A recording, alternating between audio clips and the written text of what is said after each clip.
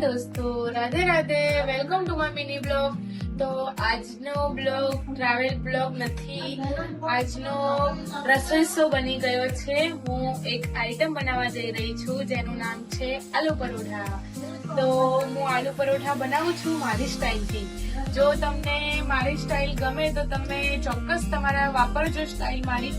તો આલુ પરોઠા ટેસ્ટ બહુ જ મસ્ત આવશે.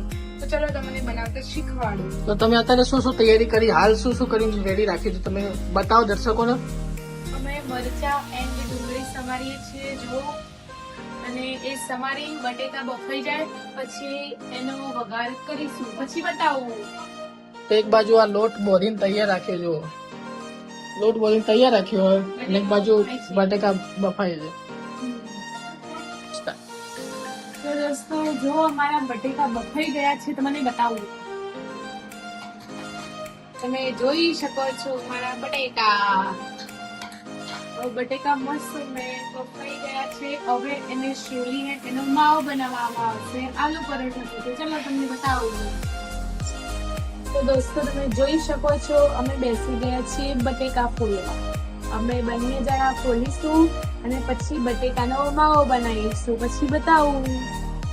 તો દોસ્તો તમે જોઈ શકો છો કે અમારા બટેકા મસ્ત મેશ થઈ ગયા છે ને આનાથી તમે કરશો તો બટેકામાં એક પણ બટેકું આખું નહીં રહે, એટલે આલુ પરોઠામાં તમને વણવાની બહુ મજા આવશે.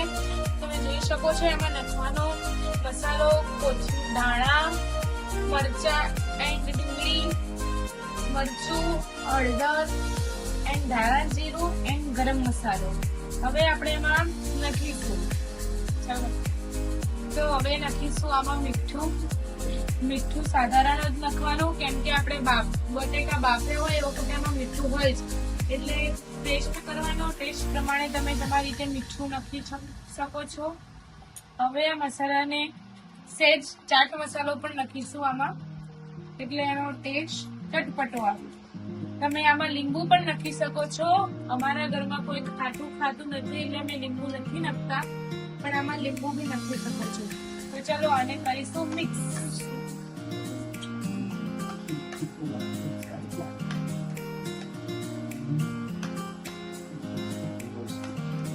તો દોસ્તો તમે જોઈ શકો છો કે મસાલો રેડી થઈ ગયો છે. એકદમ બહુ જ મસ્ત બને છે એન્ડ સ્પાઇસી બને છે થોડો, પણ અમારા ઘરમાં બધા થોડા સ્પાઇસી ખાય છે એટલે ચાલે.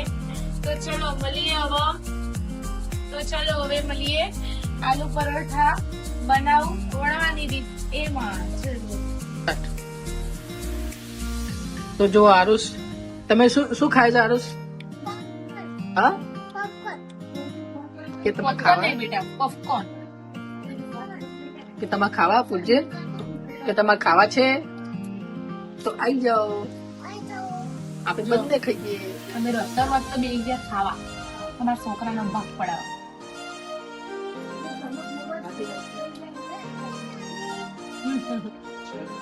તો દોસ્તો તમે જોઈ શકો છો આટલું એનું કુંડું લેવાનું આલુ પરોઠાને. તમે કઈ રીતે બનાવતા હશો એ મને ખબર નથી, પણ મારી રીત તમે જોઈ શકો છો.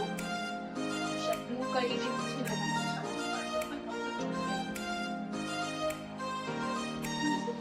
આપણે આમાં 2 ચમચી મસાલો લઈશું.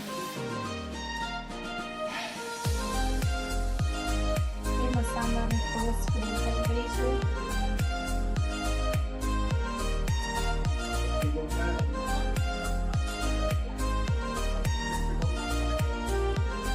એને સાઈડમાંથી આપણે એને વાળી, તો તમે જોઈ શકો છો આપણે એને વણી લઈશું. હવે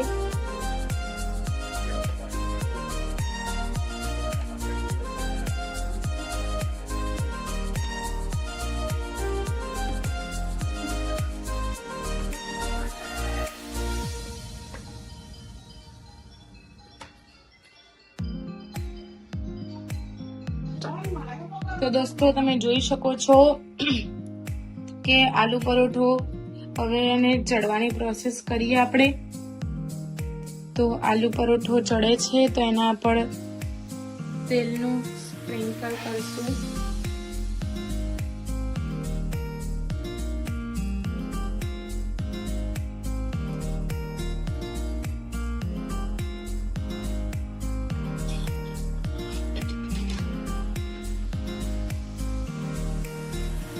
2 છાંટા તેલના મારા પર પડ્યા, હું બળ્યો, પણ મેં તમને કીધું નહીં, બરાબર? એ તો થાય.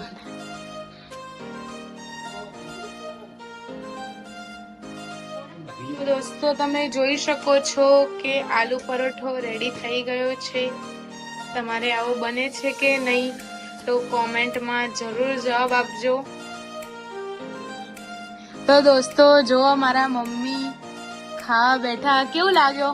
અરે વાહ, સરસ બન્યો ભાઈ. જો આલુ પરોઠા બનાવો તો ખરેખર મારા આયુષની રેસીપી લેજો અને રેસીપી લઈને બનાવજો. ખરેખર 100% બહુ બેસ્ટ બને, બહુ જ કેવા લાગ્યા તમને? મસ્ત મસ્ત. પપ્પા કેવા હતા? પપ્પા ખાઈ લીધો પછી પોઝ. તો જો આલુ પરાઠા અમે ખાવા બેહીએ તો તો રેસીપી ગમી હોય તો લાઈક કરજો, કોમેન્ટ કરજો એન્ડ સબસ્ક્રાઇબ કરજો. રાધે રાધે.